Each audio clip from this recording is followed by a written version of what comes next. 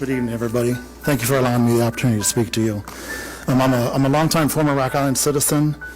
I'm here as a delegate to the Quad City Federation of Labor. Over 30-some years ago, I remember taking a class at Blackhawk College where the actual subject we talked about was, at the time, what was called global warming.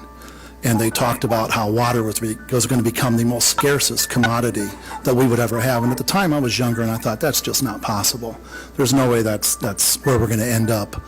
Yet here we are, 30-some years later, and we are headed down that path. I don't think we can deny the effects of climate change and just how scarce water is going to be.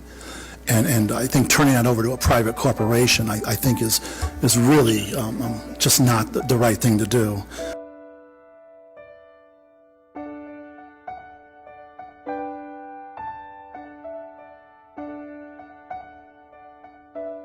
When privatization of public services comes into play, it's generally always the same playbook. A wealthy corporation comes in, they align themselves with a lot of wealthy business groups, oftentimes your Chamber of Commerce, and they come to a city council and a community and say, you know what, you have a problem that only we can solve.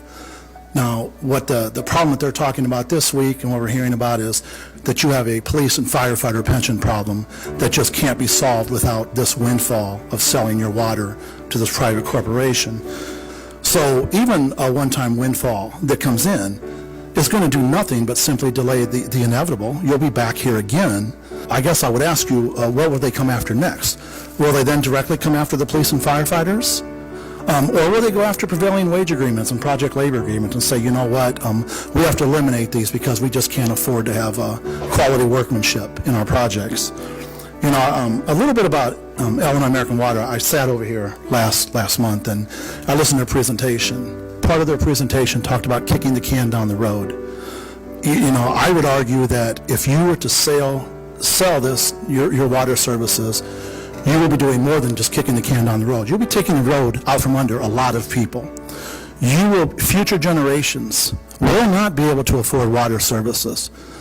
I think you have an obligation to those future generations and also future city councils that when this does happen, and there's an inevitability to this, that future city councils will be able to have the power within themselves, in their control, to make sure that those kinds of things don't happen. So